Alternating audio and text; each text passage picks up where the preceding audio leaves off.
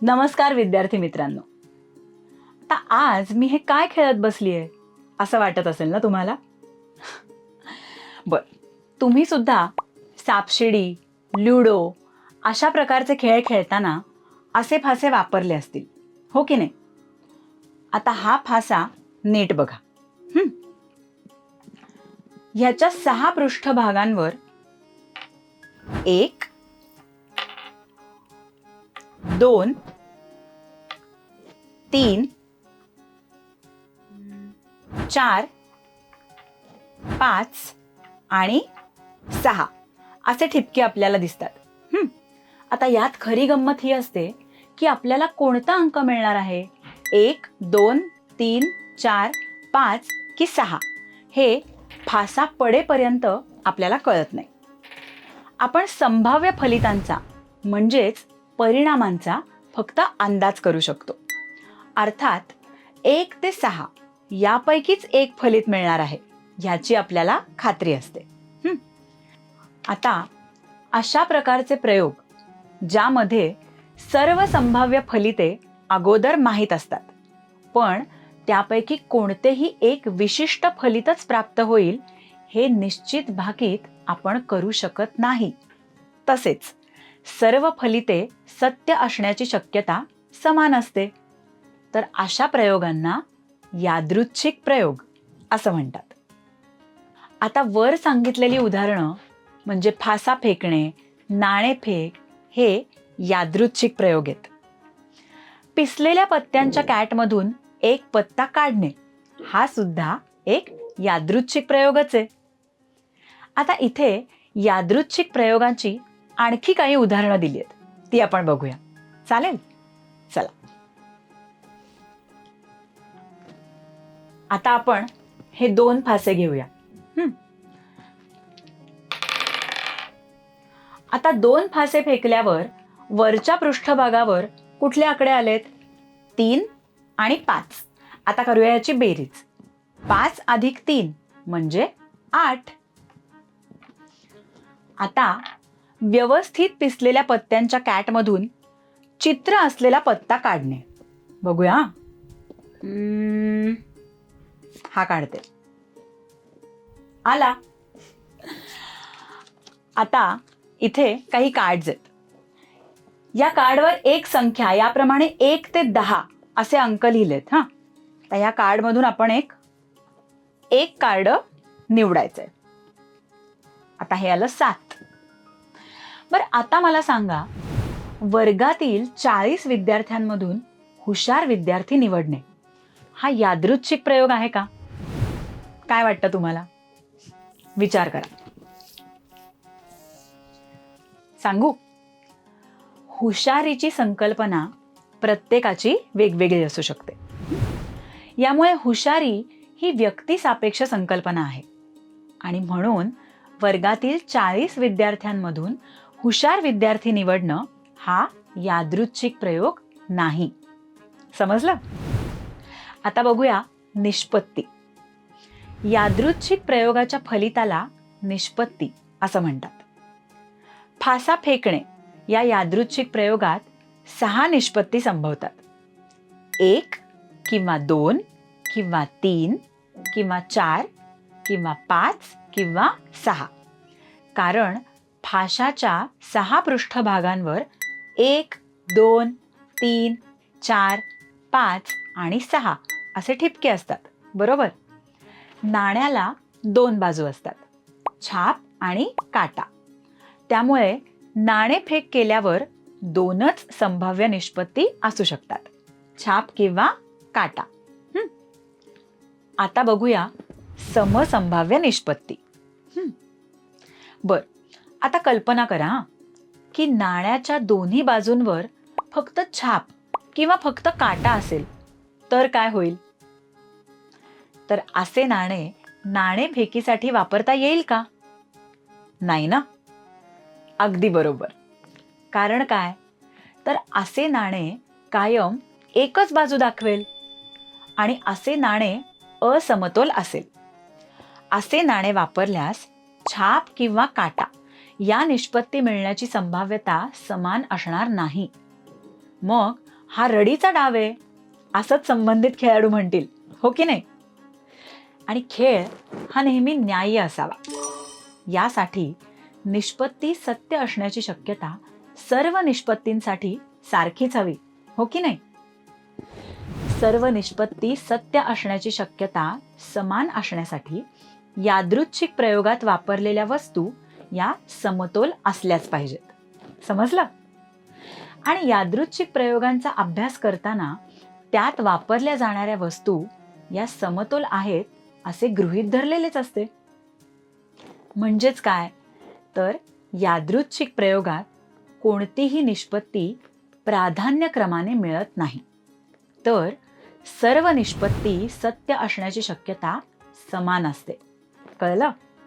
आणि अशा निष्पत्तींना समसंभाव्य निष्पत्ती असं म्हणतात.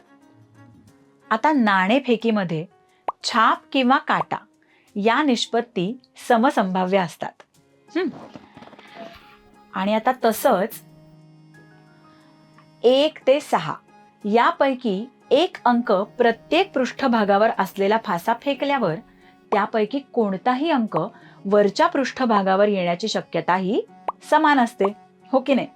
म्हणजेच काय, तर 1 ते 6 यापैकी कोणताही एक अंक मिळणे या सर्व निष्पत्ती समसंभाव्य असतात. समजलं? आता बघूया नमुना अवकाश. एखाद्या यादृच्छिक प्रयोगात शक्य असणाऱ्या सर्व निष्पत्तींच्या संचाला नमुना अवकाश असं म्हणतात. नमुना अवकाश एस या इंग्लिश किंवा ओमेगा या ग्रीक अक्षराने दाखवतात. नमुना अवकाशातील घटकांची संख्या NS अशी दर्शवतात. जर नमुना अवकाशातील घटकांची संख्या शांत असेल तर त्यास शांत नमुना अवकाश असं म्हणतात. आता आपण काही उदाहरणं बघूया. आता जर एक नाणं 3 वेळा वर फेकलं किंवा 3 नाणी एकाच वेळी वर फेकली तर नमुना अवकाश खालीलप्रमाणे असेल. S बरोबर HHH, HHT, HTH, HTT, THH, THT, TTH, TTT. म्हणून NS बरोबर 8. आता 2 फासे एकाच वेळी फेकले किंवा एकच फासा 2 वेळा फेकला तर नमुना अवकाश कसा लिहायचा ते बघूया. 2 फासे फेकल्यावर पहिल्या फाशाच्या वरच्या पृष्ठभागावरील संख्या आधी आणि दुसऱ्या फाशाच्या वरच्या पृष्ठभागावरील संख्या नंतर याप्रमाणे क्रमित जोड्या लिहूया. नमुना अवकाश खालीलप्रमाणे असेल. S बरोबर 1 1 1 2 1 3 1 4 1 5 1 6 2 1 2 2 2 3 2 4 2 5 2 6 3 1 3 2 3 3 3 4 3 5 3 6 4 1 4 2 4 3 4 4 4 5 4 6 5 1 5 2 5 3 5 4 5 5 5 6 6 1 6 2 6 3 6 4 6 5 आणि 6 6. हा नमुना अवकाश लिहिताना पहिल्या फाशावर 1 आणि दुसऱ्या फाशावर क्रमाक्रमाने 1 ते 6 असे अंक लिहिलेत. त्यानंतर पहिल्या फाशावर 2 आणि दुसऱ्या फाशावर क्रमाक्रमाने 1 ते 6 असे अंक लिहिलेत. याचप्रमाणे पहिल्या फाशावरील अंक क्रमाक्रमाने 1 ते 6 असे बदलत जातात आणि प्रत्येक वेळी पहिल्या फाशावरील अंक कायम ठेवून दुसऱ्या फाशावरील अंक 1 ते 6 असे बदलत जातात. म्हणून NS बरोबर 36. समजलं? आपण काय शिकलो? ज्यामध्ये सर्व संभाव्य फलिते अगोदर माहीत असतात, पण त्यापैकी कोणतेही एक विशिष्ट फलितच प्राप्त होईल असे निश्चित भाकीत आपण करू शकत नाही. तसेच सर्व फलिते सत्य असण्याची शक्यता समान असते. अशा प्रयोगांना यादृच्छिक प्रयोग असं म्हणतात. यादृच्छिक प्रयोगाच्या फलिताला निष्पत्ती असं म्हणतात. यादृच्छिक प्रयोगात कोणतीही निष्पत्ती प्राधान्यक्रमाने मिळत नाही, तर सर्व निष्पत्ती सत्य असण्याची शक्यता समान असते. अशा निष्पत्तींना समसंभाव्य निष्पत्ती असं म्हणतात.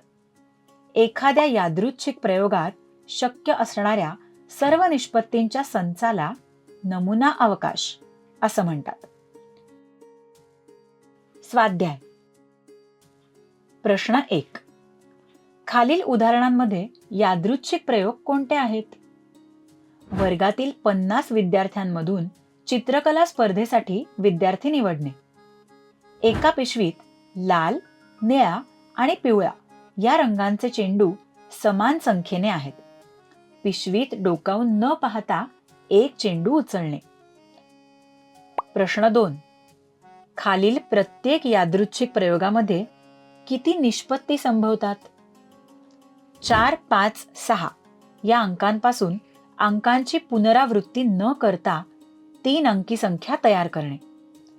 एका बरणीत लाल, पिवळा, हिरवा, निळा, पांढरा आणि जांभळा या रंगाच्या गोट्या आहेत. प्रत्येक रंगाच्या गोट्यांची संख्या समान आहे. बरणीत डोकावून न पाहता एक गोटी उचलायची आहे. उचललेल्या गोटीचा रंग नोंदवायचा आहे. रायगड, राजगड, प्रतापगड, सिंहगड, शिवनेरी, पन्हाळा, पुरंदर, हरिश्चंद्रगड या किल्ल्यांपैकी एक किल्ला दुर्गदर्शन सहलीसाठी निवडायचा आहे.